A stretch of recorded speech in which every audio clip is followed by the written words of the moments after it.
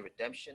It has been an excellent journey so far, and we thank you for being a participant, both for the presenters as well as for the viewers and the presenters. Today we had a little bit of technical difficulties. I guess it always has to be something, but we were able to get through. So for many of you who are accustomed to joining via the landing page, streaming through YouTube, we will have the rebroadcast uploaded to that later for the replay. But for now, thank you for joining us through Zoom. So this 30-day redemption journey has been 10 days of mind, 10 days of body, and 10 days of spirit. And we've had some fantastic presenters. And so for the final presentation, we wanted to touch on the topic, a spirit topic of dealing with the deceased and dealing with the ancestral rites. And so we have with us the Ancestral Burial Society, and Director Z of the Ancestral Burial Society is going to take us through um, what that process is like from an ancestral perspective and dealing with the life, the ancestral debt, and the natural burial process. So we're going to get into that, but let me give you a little information and some background. So Director Z oversees the Ancestral Burial Society, which is an environmentally focused, community-owned and operated organization. And so the Ancestral Burial Society provides a range of natural funeral and burial services, products, resources, and options which are in harmony with nature and do not pollute the environment. So that's very important. So if you've ever heard of green burial or ancestral burial, this is what this is what we'll be talking about today in details. Okay, and so they facilitate natural funerals and burials with honor and do not desecrate the body or memorial of the deceased. They also educate the public about environmental destruction caused by mainstream funeral homes and the cemetery industry, and they teach the history of green burial and its beneficial effects on the ecosystem. So great information, much needed. Um, and so a little bit of background on Director Z. He began his work in ancestral burial, natural burial, and green burial for over 15 years. Hard work and dedication, as well as the strong support of a loyal team of families, has transformed him into a global expert, educator, manager, consultant, and advocate in the field of ancestral burial, natural burial, green burial, home funerals, home burials, home cemeteries, family cemeteries, traditional burial systems, ancestorship, civil government funerals, civil government funerals, burials, and cemetery law. So you can learn a lot. Um, and of course, this 1 hour we're going to touch on the subject, but of course, you know that this is a very extensive subject. We invite you to look further into that. Director Z also achieves extensive expertise in natural studies, natural law, tribal law, indigenous mateship and marriage, human family systems, animal family systems, selective mating, health and wellness, physical fitness, self-defense, etc. He concurrently serves as the dual director of the MAFA Society and the Society of Marriage and Families. His guiding influences are his loving parents, his wife, his children, his ancestors, the precognitive imperative to transform into the noble and supreme being that we are destined to become, and lastly, his immovable commitment to guide people along the journey. I know this personally because this has been a friend of mine for over 30 years. So what he's going to cover today is life, the ancestral debt, and natural burial. Number one, existence, its origins, and evolutionary pressures. Number two, the ancestral debt, the deleterious factors, and restoration of the intergenerational contract. And number three, natural burial and its family implementation. So I'd like to bring to the screen, and he's going to cue up his presentation, my friend Director Z of the Ancestral Burial Society. Can we go ahead and get your mic queued up? And if you can, guess we may have to unmute. I'm not sure if you're unmuted, but go ahead and get your screen queued up and share with us this presentation today. Greetings, Kashab. Can you hear me? Hear you loud and clear. Okay, wonderful. Well, greetings and greetings to you and greetings to the participants, all of the onlookers, visitors, friends, and everyone. Um, thank you. Can everyone see the presentation? Yes, if you want to hit the little present button at the top, it will give you a chance to let um, the full screen take over, and then hit your arrows to the right to. So just hit the little present at the top next to share, all the way over to the right. Oh, I see. Yeah, you click that. No, not the share. Sure. Hit the present. Cancel that one. There you go. Hit present. Thank you. There Appreciate you go. that. All right. All right. So I take it, just a second check. Everyone is able to see the screen clear. Yes, sir. All right. Wonderful. Well, thank you again, Kashab, for the opportunity. When I first heard about this project, awesome project that you were putting together, very humble that you reached out and gave an opportunity for us, the Ancestral Burial Society, to actually share some of the things that we are doing and have been doing for quite a while with the public. Nonetheless, Ancestral Burial Society, let's get right to it.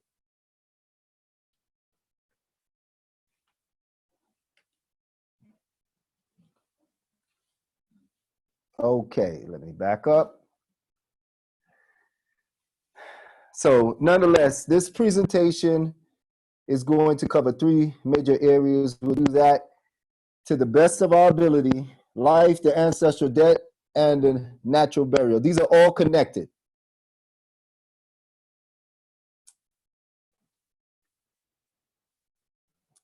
First thing I want to offer and mention that we can think about is in our DNA, and this is a quote from a gentleman named Lewis Thomas. It says in this quote, obviously, that we carry DNA from our ancestors, from that combination and fusion of different ancestors. And those cells, or the DNA, it has all sorts of instructions that's programmed into it. Everything from the way we look to the way we act to various sorts of traits that we carry, et cetera, et cetera, et cetera. So I thought this was a very fitting quote to use, and I'll read it. We carry stores of DNA in our nuclei that have come in at one time or another from the fusion of ancestral cells and the linking of ancestral organisms in symbiosis.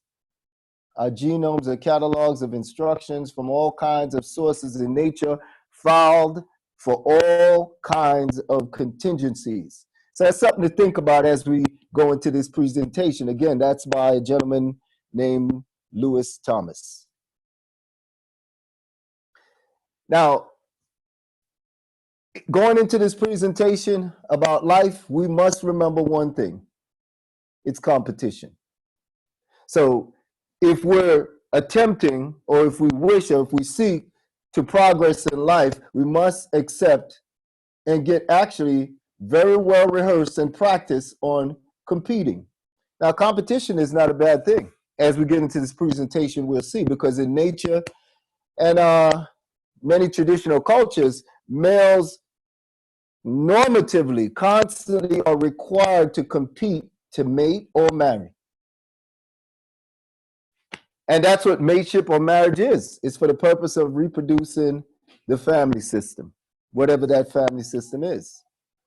The family system, that's part of the ancestral technology that we just talked about, or in that quote, that's transferred in your genetics. And just a few examples I wanted to present about what can be considered, or what should be considered, ancestral technology: type of mating system, diet, child rearing, etc. Now, I'm not going to play this video, but I just gave the title of it that you can find on YouTube: Male Bison Fight for Harem Rights, BBC Earth.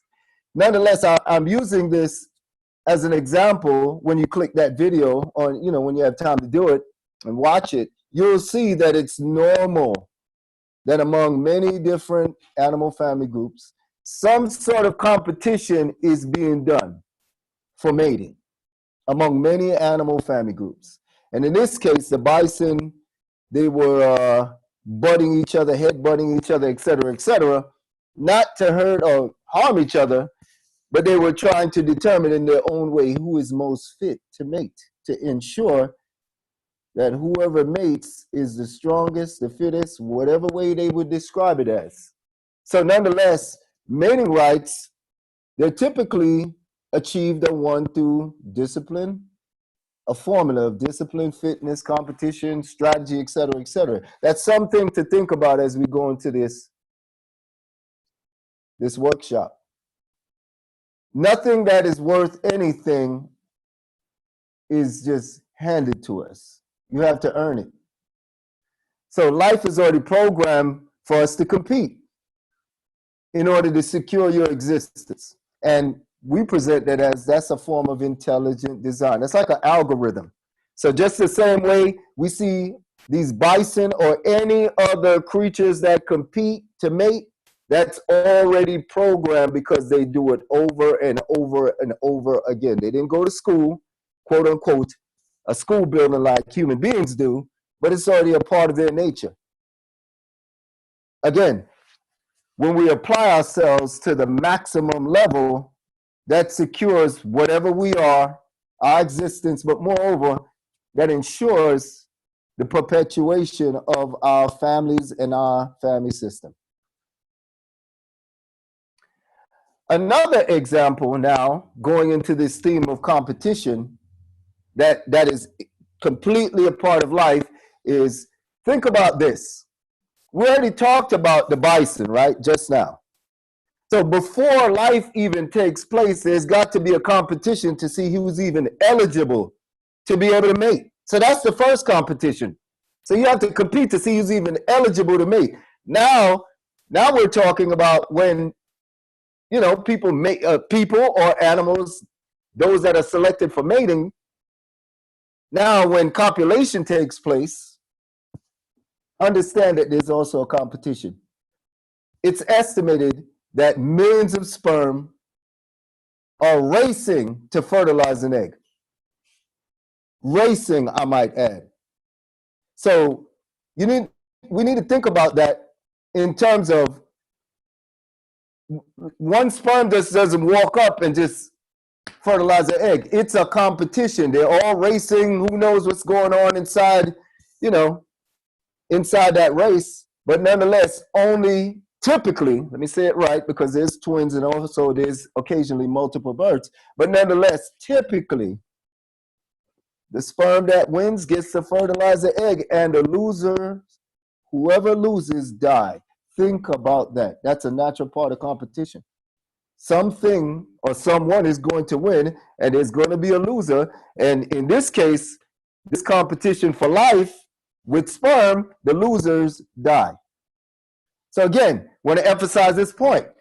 Fertilization rights, the rights or the ability to fertilize, that's won through discipline, fitness, competition, strategy, et cetera, et cetera. And then whatever sperm reach the egg and fertilize the egg, they merge the accumulated technologies that are coming from the egg and the female's ancestors and the sperm's ancestors. Those technologies merge, and they create a new body that's now going to house the expanded technologies coming from the egg and the sperm.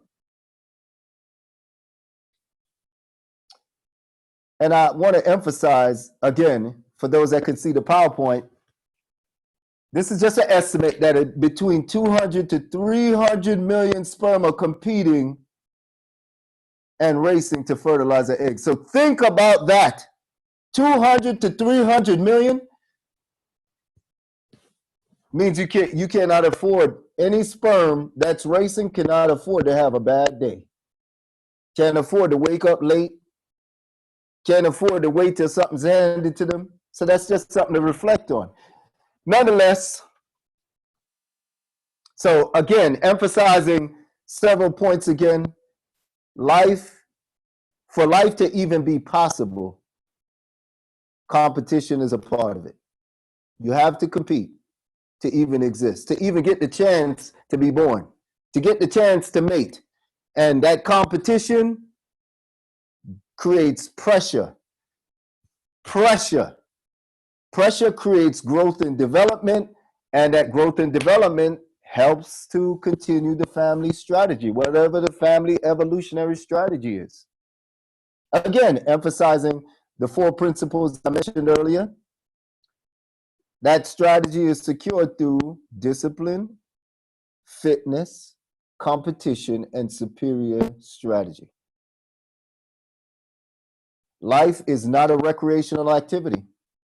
It's a mission that has an expiration date, what quote unquote people commonly refer to as death, which is not really death, it's transformation, but nonetheless. So we need to be mindful of that we're not here on a vacation. In order to become successful, you must treat it as such. When I say successful, whatever we're here to do, whatever we're here to do.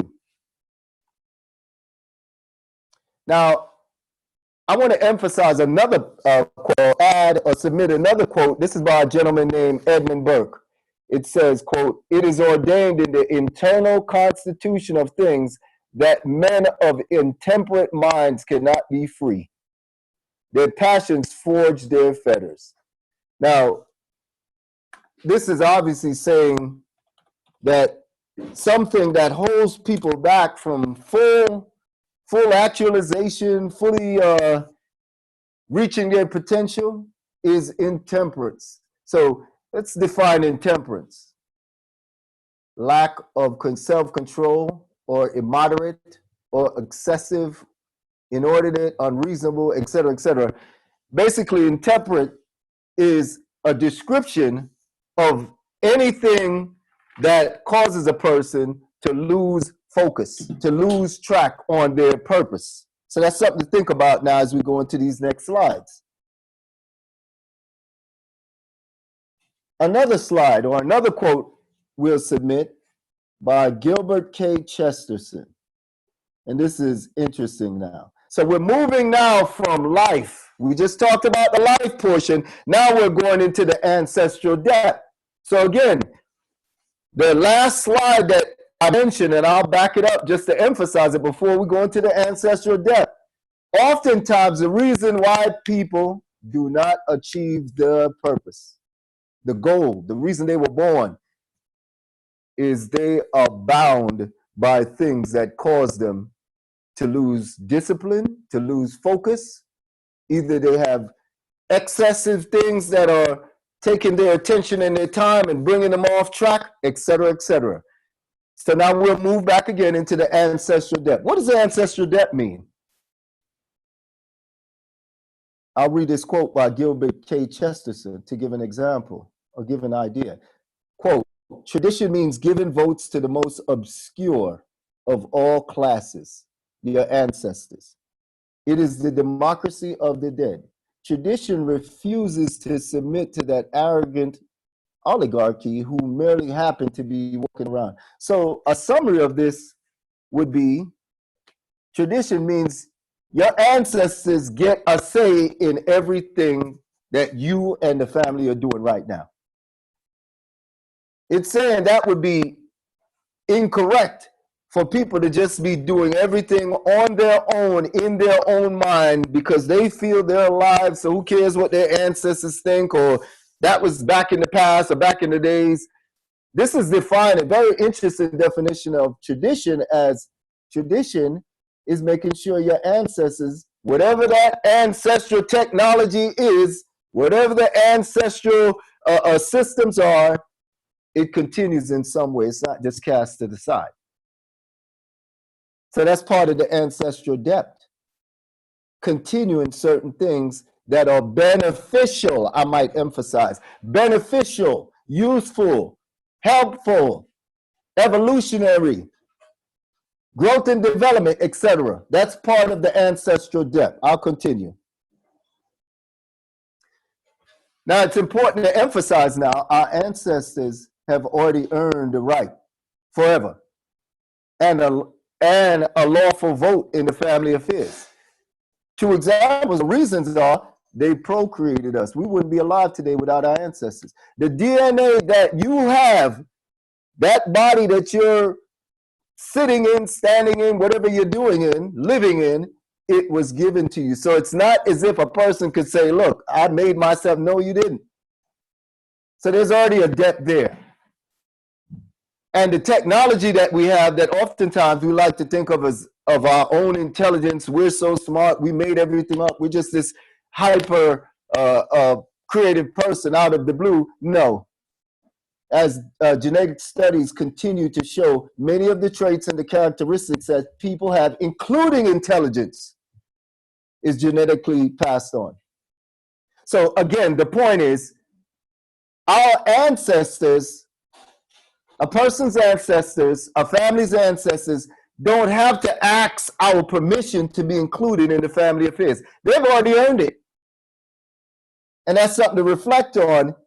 Whatever they did by being born, remember, we're going back to life now.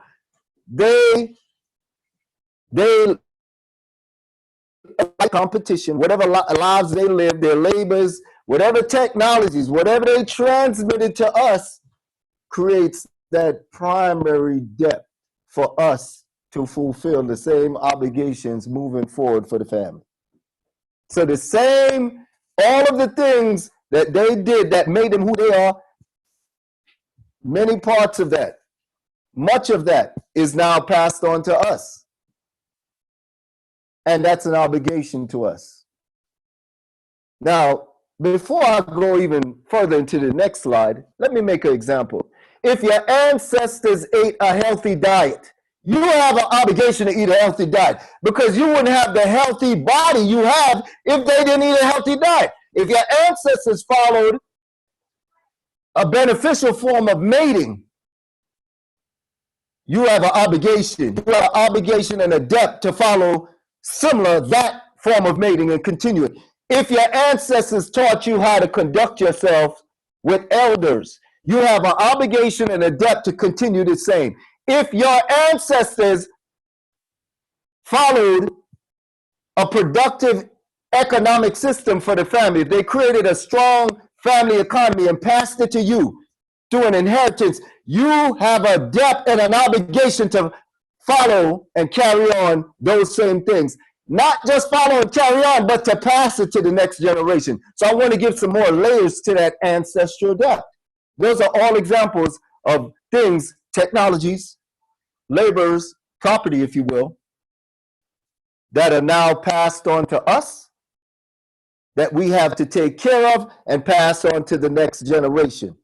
Those are elements of the ancestral debt that you get from life.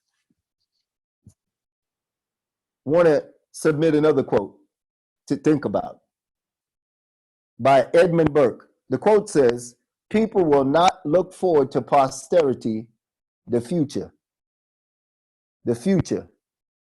your descendants, your heirs. People will not look forward to posterity who never look backward to their ancestors." Very interesting quote, because this is highlighting the tendency of why some people don't have vision. Posterity is vision. You're thinking ahead in the future, because oftentimes people don't even take the time to realize much of what we need has already been provided to us and organized and created by our ancestors. You ever heard the term, you don't have to reinvent the wheel? It's true. It's true. Much of the reason why many times people think that, look, I need to do this and this and this, they never consult the records of their ancestors, whether that's your family history, your elders, your parents, wherever those ancestral records can be found. Oftentimes people don't even realize the same things that you're trying to find or struggle or build, your ancestors already may have done that and done it in an even greater level. So this quote sort of emphasizes or reminds us that we need to make sure we're constantly checking whatever our ancestors did to find things, useful technologies, useful wisdom, useful ways of doing things, solutions, et cetera, and save ourselves a lot of time, because that is what is going to allow us and help us to look forward. Looking backwards, consulting your ancestors helps you to look forward to plan for the next generation. Part of the ancestral debt is also the fact that people unknowingly, often violate the laws of nature and natural law, and commit tremendous disrespect and create a secondary debt of immense proportions when they intentionally or unintentionally remove their ancestors' influence, quote unquote, vote over family affairs. Now let's summarize that. What are some examples how people can remove their ancestors' influence over the family or vote over the family? You ever heard the saying that's prevalent in modern society? I'm grown, I'm independent, living single, and no one can tell me what to do. That is an example. That is an example of you are eliminating your ancestors out of the equation. If no one can tell you what to do, then your ancestors that may have, create a system or lived a life of modesty for the family, you throw that ancestral technology to the side. Your ancestors that may have had a workable and a very functional system for family leadership, you throw that to the side because you're saying you're grown, you're independent, you're single, and no one can tell you what to do. Another example, how people may violate natural law and nature and disrespect the ancestors and remove the ancestors' influence, is failing to honor and care for your parents and your elders, which is a big one. Another one, squandering the family economy passed to you and your generation. That's another way of removing the ancestors' influence. How? How is that? Because the money or whatever property that is passed to us by our ancestors, it actually doesn't belong to us. It belongs to the dead, the ancestors, the living, and it belongs to the next heirs, the future that are not even born yet, the future children that are not even born yet. So the most that we are is really caretakers of whatever economy or property our ancestors pass us. Our job is to basically take care of things, protect things, family, economy, or property, improve it, do our best to improve it, add to it, and then pass it on to the next generation. So just want to highlight on that squandering the family economy. There's a lot of things that we do unknowingly that just basically blatantly squanders things that took our ancestors, it may have been, 50, 60 years, 100 years to pass on to us, because we oftentimes are indoctrinated in modern society. The individualist ethos is you are the sole controller of your life, and that is false. But nonetheless, some other examples of ways people may remove the ancestral influence or vote or debt: failing to learn and transmitting or teaching and practicing the family culture and history. As I gave examples, let's give an example.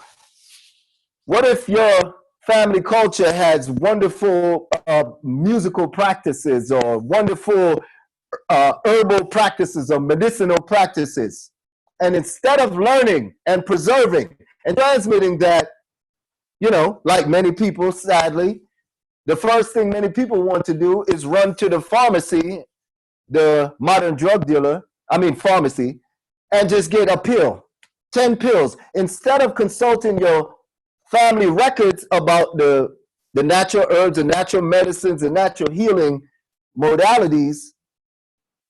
Running to the pill or the modern pills that people often get addicted to. Now, several other examples, and then I'll move on in terms of ways people intentionally or unintentionally remove their ancestors' influence over the family, is abandoning family life cycle systems, such as the ways that your family has generationally married, done birth, such as home birthing, family leadership, as I mentioned before, abandoning the types of family leadership, functional and working and successful. All of these things I'm discussing, functional, workful, working and successful. Eldership, abandoning the life cycle system of eldership where elders are the leaders or controllers of the family, natural burials, etc., etc. Failing to consult the ancestors' views. That's another example we're submitting of ways that people go away from the ancestral debt. And what does that mean? Let's make it simple. Family records, failing to review or consult family records, written records, last will and testament, or even sacred texts. And failing to protect and improve the family technologies and transmit them to the next generations. So this list that I gave was just examples of how we may be avoiding or violating or creating a secondary debt when we do these things by removing or to remove our ancestors' influence over our affairs, our family affairs, ourselves. I'll submit another quote by a gentleman named Pierre Teilhard de Chardin. It says, humanity is still advancing, and it will probably continue to advance for hundreds of thousands of years more, always on condition, advancement is always on condition, that we know how to keep the same line of advance, the same movement, progress, motivation, as our ancestors towards ever greater consciousness and complexity.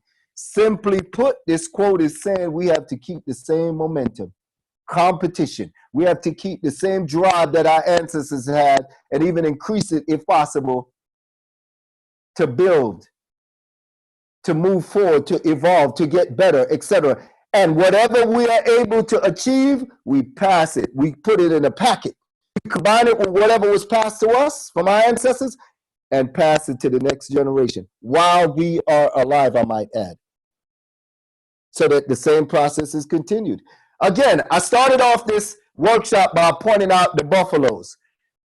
Do the buffaloes change? Do the buffaloes, when the baby buffaloes are born, say, look, I'm independent, I'm an independent buffalo, I don't want to live in a herd, I want to live as an independent buffalo? No, the buffaloes continue the same line of advance and technology as their ancestors. So I think this quote is very relevant to summarize the point of the ancestral debt. We must take a hold of, learn, study, practice what has been passed to us that is useful, beneficial, productive, add our portion to it, and then pass it to the next generation. That's the ancestral debt. Now, just in summary, restoring the intergenerational payment of ancestral debts, that simply means when one generation is born, they have a debt to the previous ones and to the children or the future children that are not even born. So the debt is not just to the previous generation that's lived. No, the intergenerational debt is also to the future children that are not even born. So be aware of this. I will summarize this in probably the most succinct way. If you, dear listener, get $1 million, you achieve that during your lifestyle. Maybe you work and get $1 million, or you invest and make $1 million, or you, I don't know, hit the lottery.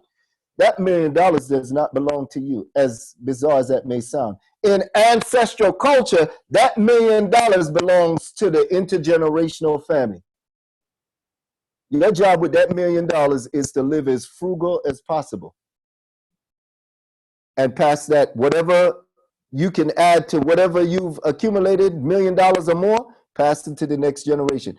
And before passing it, teach them how to manage that property. This is not just about money. This is about your physical health, because the same way you can abuse the economy of a family, you can abuse the genetics of the family.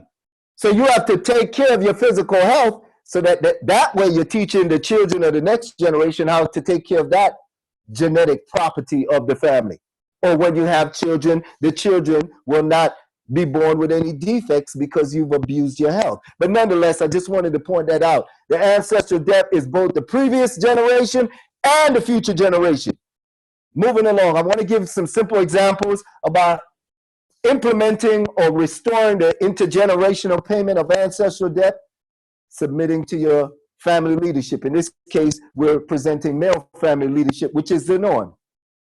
Honoring and caring for your parents and family elders, developing the family economy instead of squandering it, saving money, saving resources, and holding it, preserving it for the next generation in perpetuity. Researching, taking time to research, learn, codify, and transmit the family culture and history. Practicing the family life cycle systems. It could be, marriage, arranged marriage, home birth, family leadership, respect for the elders, natural burial, etc. And always consulting the ancestors' views. That's to parents and elders that can tell you about how your ancestors conducted themselves or what they thought about things, the manner that you were raised, sticking to the manner that you were raised, if it was positive, productive, etc. Consulting your family records, the last will and testament, if any are written, or sacred texts that were sacred to your family. And also protecting, improving the family technologies and transmitting them to the next generations. All of these things are being presented as ways to pay the ancestral debt, to restore it and to pay it, and to continue paying it. Now, I'll move on to the next part of our presentation in the interest of time. We want to get into natural burial. And natural burial, we're mentioning this as part of the ancestral debt or part of the family technology. So this is going right in line. First, we started with life. Then we now are talking about the ancestral debt. And now we're going into natural burial and why it's important and how to implement it in your family. Natural burial defined. Let's define it first. Natural burial is only burial of bodies that involves no toxic ingredients or materials which poison the body of the deceased or pollute the earth. Natural materials only are used to prepare a deceased person's body. Home funerals is a part of natural burial. Home funerals, which simply means having funerals at home, which was the norm, I might add, before the modern funeral home industry, and also burials on family-owned land. Natural burial also includes when family members are all buried in a family cemetery on family-owned land. That's also an aspect of natural burial. Funerals and burials which honor and do not desecrate the body or the memory of the deceased. Those are all aspects. This is another aspect of natural burial.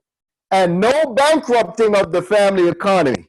So for burial to be even called natural, the family economy cannot go bankrupt to facilitate the type of burial that we see many times in modern society, 20,000, 30, I don't know what it is nowadays, but nonetheless, excessive amounts being charged or people being forced to pay just to bury one of their loved ones. That would be unnatural burial. Now, for those that are seeing the screen, I'm giving examples of home funerals. You see examples of people inside of a home holding an actual funeral in their family home, which is again part of the ancestral debt, which is how funerals typically were held before modern funeral homes. I'm also giving an example for those that can see the PowerPoint of a green burial. People in the most simplest way in a wooded area or on a field, their family members that they're burying are in a plain wooden casket in one image, and in the other image, wrapped. The family member is being lowered into the grave in a simple shroud.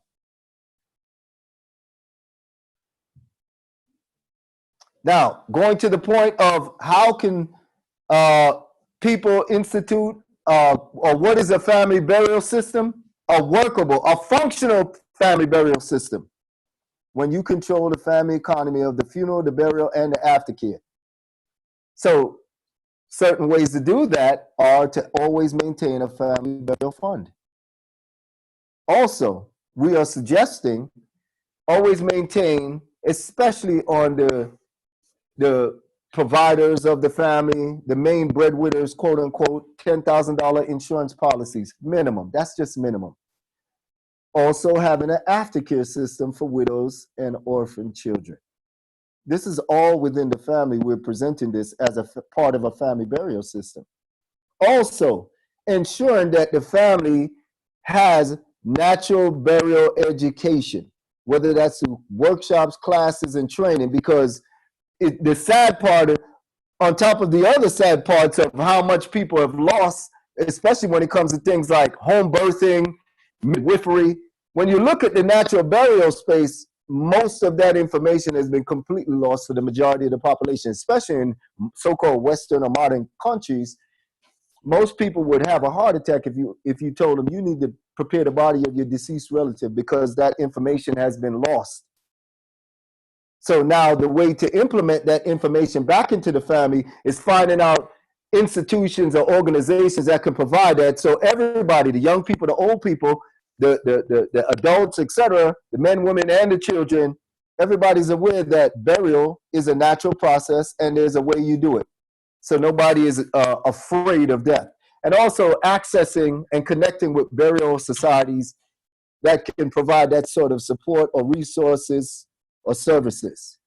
These are all being presented as necessary parts of establishing and maintaining a family burial system.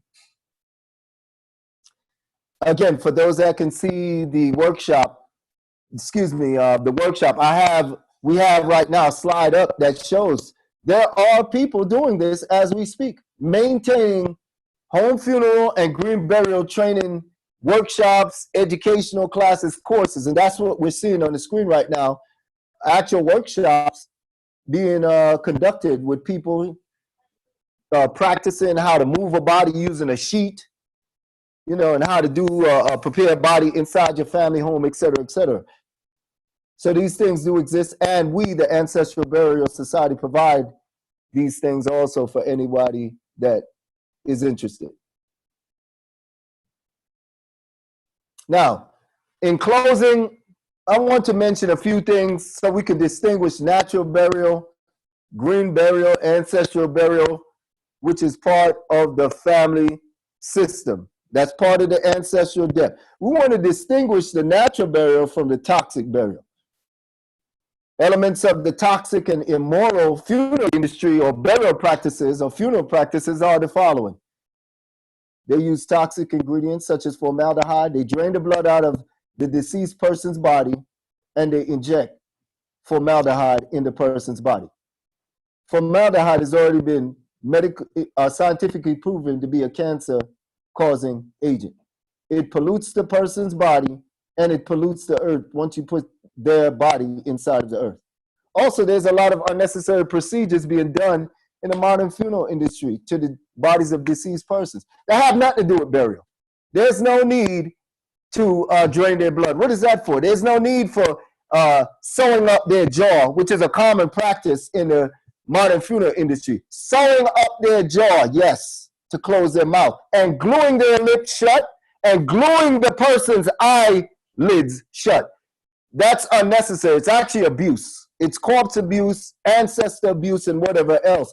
So these are examples and others of why the funeral industry, the modern funeral industry, is actually a violation, a violation of the deceased. Also, the high cost of funerals and burials is ridiculous. The cost ranges in different places, of course, but some of the prices that they give people or families, grieving families, I might add, for coffins, it's an insult. Why do you need to spend $10,000 for a coffin? Why do you need to spend $4,000 for flower arrangements? Another examples, or two more examples, final examples, are it's unnatural for family members to be buried in different cemeteries. That is completely against the natural ancestral burial system or green burial system. Traditional cultures, all family members are buried in the same plot, typically in their own land. So this whole foreign idea, this artificial idea of the grandmother's buried over there in one cemetery, the mother's buried in another cemetery, the father's buried in another cemetery, the children are buried in another cemetery. If you really think about it, it's insane. It's ridiculous. So this is another reason why the modern funeral and burial industry is it's just immoral. It doesn't make sense. If you want to see all your family members, they should be buried in the same cemetery. And also that's a form, we're arguing that's a form of homelessness. When you allow your family member to be buried in a cemetery that your family does not own, in traditional culture, that's looked at as you're consigning them to homelessness because their body is residing somewhere else, some other property, some other land that's controlled by somebody else and not your family. So we're presenting that as a form of homelessness. Again, I talked about the environmental pollution, and I could go on, but in the interest of time, I won't. I'll just mention again, formaldehyde and all of the toxic chemicals that they pump in people's bodies unnecessarily, deceased persons' bodies, they're carcinogenic to humans, animals, and the environment. And it's a form of taxidermy.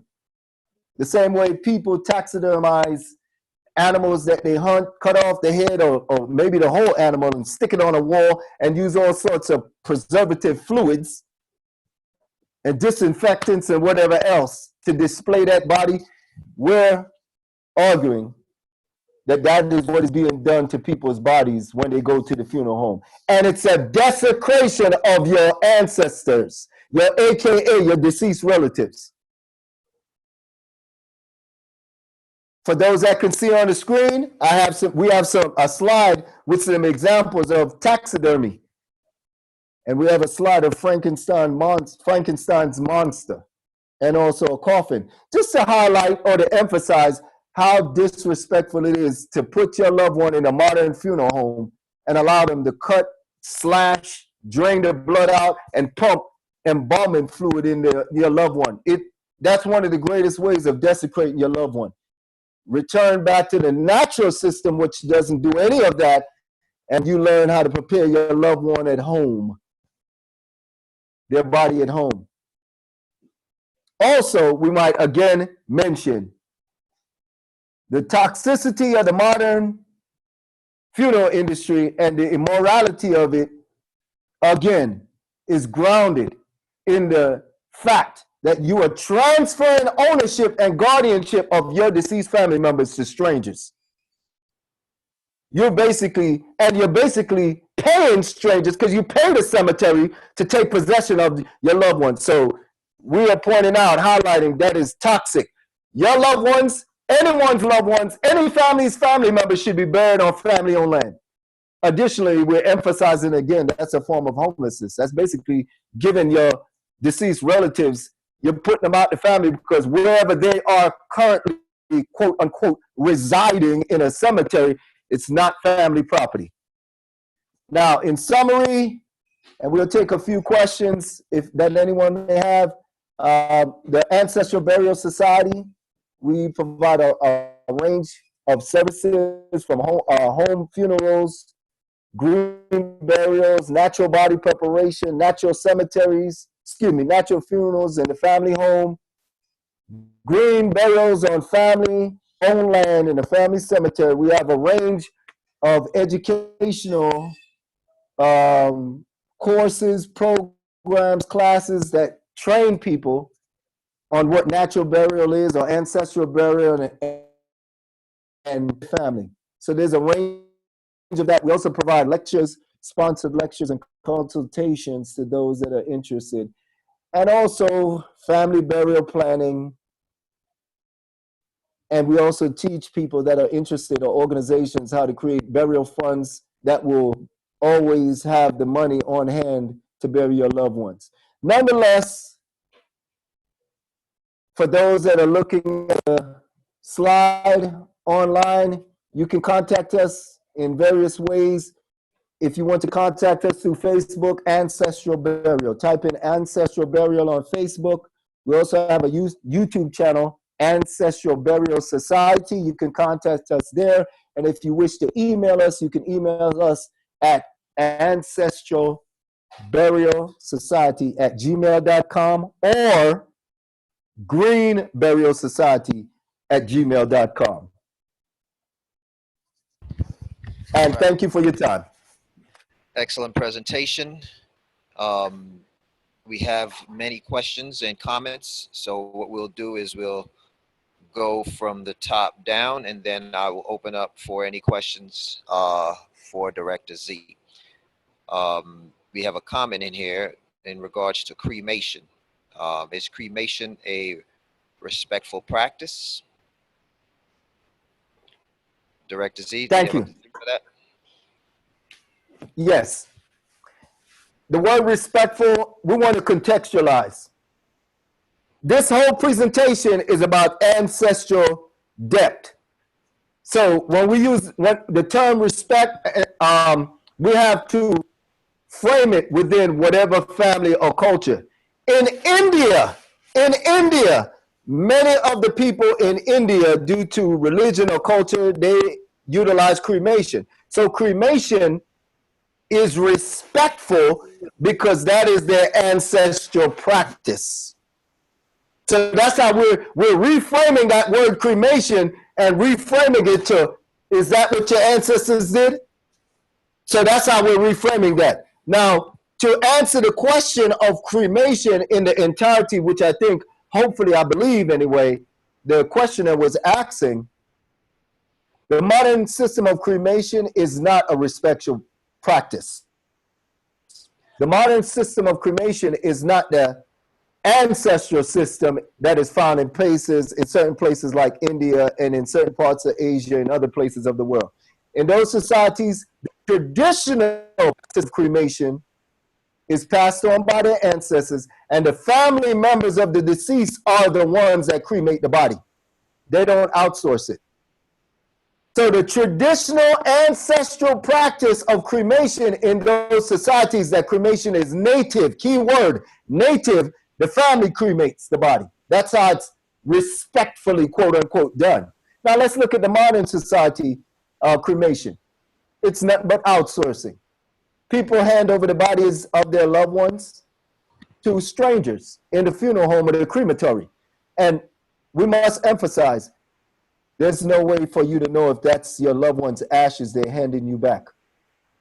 It's not respectful. You cannot verify that that's your loved one's ashes. So under the context of the modern system of cremation, cremation under the modern system is not respectful. It's disrespectful because you can't verify that's your loved one's ashes that they're handing you back. Secondly, and I'll pause on this question, and because I know we have other questions, the modern system of cremation is not respectful because the ashes of people's loved ones are mixed with the ashes or the dust of previous people or possibly pets that have been cremated. They cannot remove every single atom, molecule, or dust out of the device that they use to cremate bodies. They cannot remove every atom, molecule, or dust. So it is absolutely the case that when different people are being cremated, I mean, dust is being mixed in, cremated dust of one person with another. So for that reason, absolutely, it's not respectful. Okay. The modern system. Okay. Thank you for that. We have another question. Is organ donation okay? What if it's for a family member? Organ donation, again, couching this within context. Organ donation is saving a life. So if organ donation is done for a family member, 100%. In most traditional cultures, they absolutely would agree with that because it's saving a life. And that's one of the highest virtues that a person could perform. So yes. Now we have to put this in context here because there's limits on this. There's limits have to be drawn on organ donation. The modern organ donation industry, there's a lot of corruption in it. People that have more money are getting organs, and those that have less money are getting less money. Excuse me, are not eligible to receive organs. So money also has a plays a great role in that. Also, let's ask this one question. We have to ask the question: is that organ compatible with you? We're not talking about if that kidney can, work as a kidney. That kidney is coming from a different set of genetics. We have to consider what's the effect of donated genetics in kidneys and organs. What effect is it having on you? So we have to also consider that it cannot be just a simple matter. Yes, in general, yes, it's one of the highest virtues to save a life with an organ. Yes, but we also have to ask and place limits and say, hold up, should you donate organs even if there's some possible negative effect on your genetics if you receive organs that have genetic traits, genetic diseases, genetic, et cetera, et cetera. So I'm just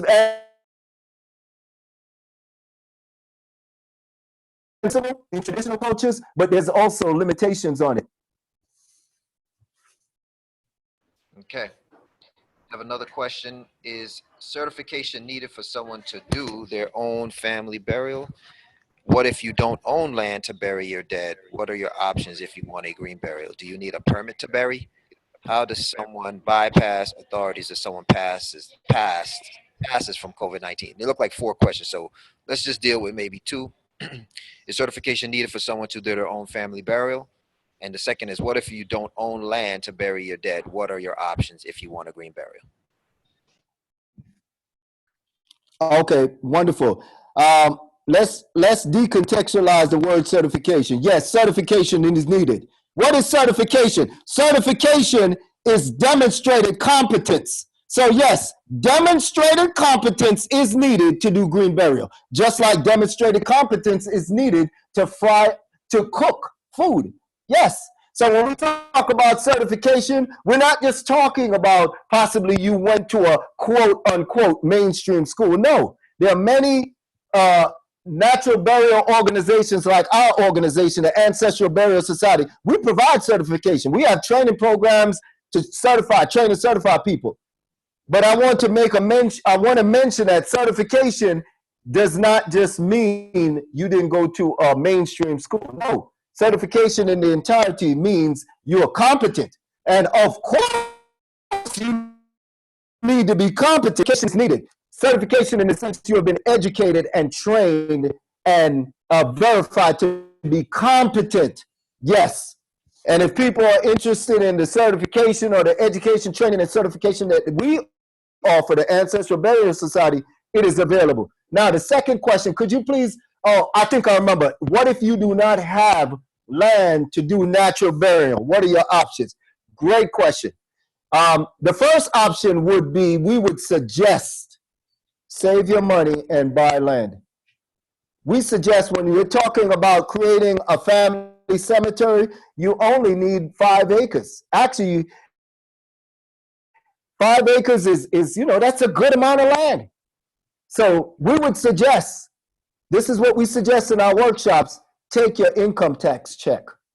Get 2 or 3 family members, whoever they are, or maybe they're not family members, maybe 2 or 3 families that are serious, and commit and say, you know what? We're going to take our income tax check. So we're going to save money over the course of the year, and then we're going to take that money and purchase several acres and use that for the cemetery for our family from now on. When you purchase that sort of land, you want to make sure you purchase land that is zoned, that is in an area that is zoned for that. When you have land, typically you purchase in an agricultural area or a rural area, it's almost all the times zoned, or you can use it for a cemetery. So make sure of the type or the area of the land that you're purchasing. So those would be my suggestions to that as the first option. Save money, 6 month to a year deadline, no more than a year.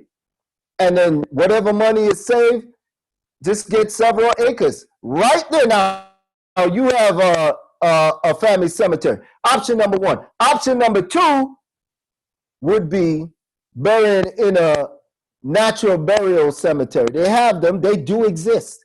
They do exist. What you could do is buy a certain section. You may tell the natural burial cemetery, look, we want to plan in perpetuity for burying our family, but we don't have family land. So we would like to buy a certain section of your cemetery in a natural cemetery or a green cemetery.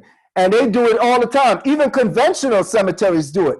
Certain religious groups also do it. They'll buy a whole section of a cemetery and all of their people or their group or their family are buried in that section. So that I'm suggesting as it's option number two, you could make use of pre-existing cemeteries. We suggest only natural or green cemeteries and just buy a certain section of the land that will accommodate however many family members that you wish to be buried there.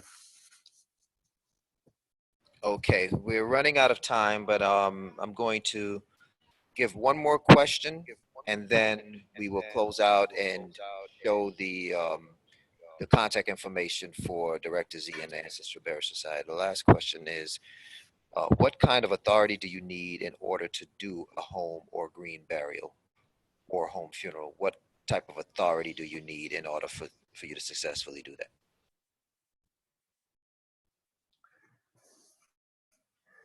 In order to do a home funeral or a home burial, I'll start with home funeral.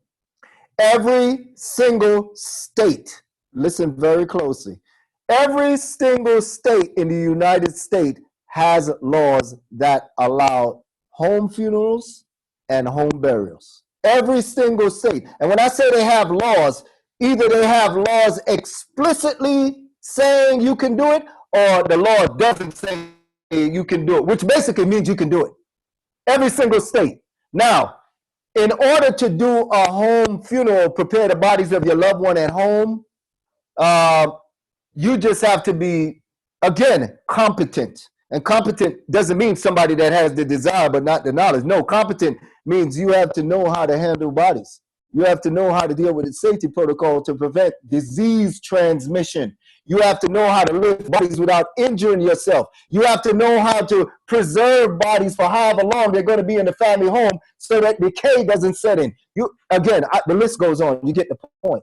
So going back to the whoever the person was that asked a question about competence, the law allows you to prepare your loved ones at home under certain conditions. It does. It already does.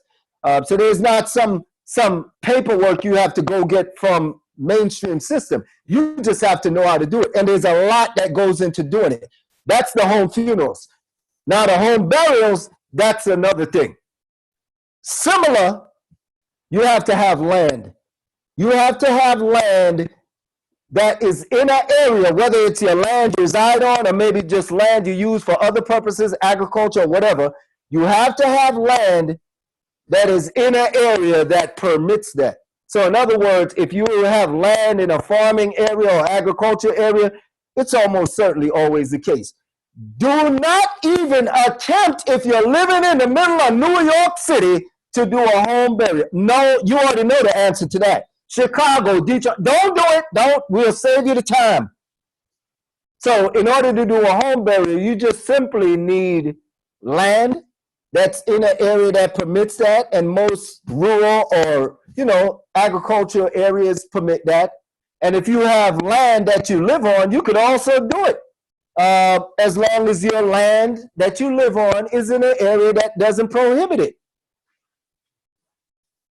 Excellent. But also you need the information and the knowledge of how to bury a body, because there's an actual system of how to safely bury a body, how deep the hole should be dug, how to safely put the body in the hole or the grave, so to speak, and certain elevations or certain, the topography of the land.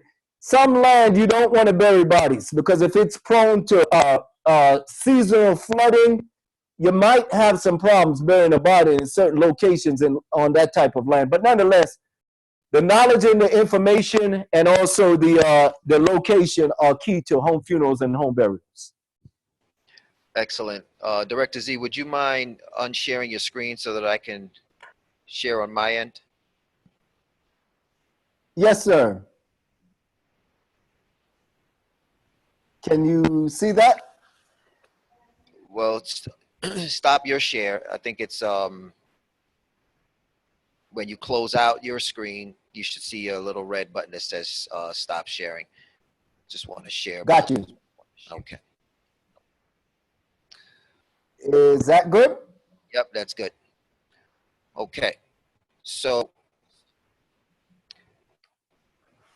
for anyone that's interested, this is a very informative, as you can tell, presentation, and it requires more details and more training and more questions answered. So if you have those type of questions, you could reach out to Director Z of the Ancestral Burial Society or by email, ancestralburialsociety@gmail.com, phone number 404-548-8608.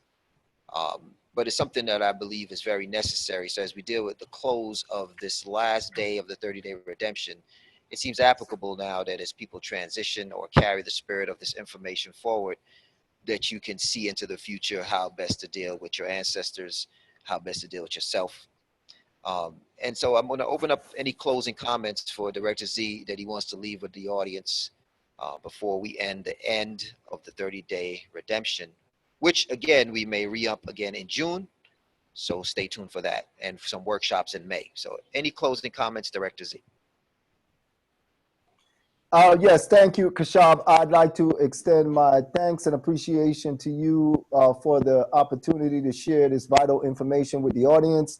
Like to thank everyone that joined in and listened in. And I would say this, the theme of this study day is redemption. Redemption means freedom. And if we want to contextualize ancestral burial and freedom, if you don't have your own family cemetery, you are a slave to burying your loved ones in somebody else's cemetery. That's a form of financial slavery. If you don't know how to prepare the bodies of your loved one, you are in a form of burial preparation slavery. And if you, every time somebody in your family dies, you have to shell out five, $10,000, $15,000 to somebody else to prepare the bodies of your loved one, you are in financial and economic slavery. So my final thoughts would be to the audience, redeeming yourself from financial slavery, economic slavery, burial slavery, death slavery, cemetery slavery, funeral home slavery. Learn how to bury your loved ones. Contact us if you wish to learn about how to do all things within that entire process: home funerals, home burials, family burial fund, the whole 9 yards, and you will redeem your family, and then you can pass that redemption on to your children in the next generation. Excellent. We thank you again, Director Z. For everyone else that was a participant from day one or at any part of the 30-day redemption, we hope that this segment, this April segment of redemption, has been of value to you. We invite you to share the Facebook fan page with your friends and family so that they can be kind of queued up on the 30 days. And that information is available on the screen, 30-day redemption on Facebook. Type it into the search and share that with your friends and family. And we will invite you to continue to share the 30-day redemption because it will be an ongoing process, both the 1 hour free segments and then the workshops that we'll be doing in May and ongoing. So thank you all. Have a fantastic day. It was a great journey with you. And thank you again, Director Z. Thank you, Rafaela, for all the hard work behind the scenes and in front of the scenes. And I appreciate you all, and we will talk soon.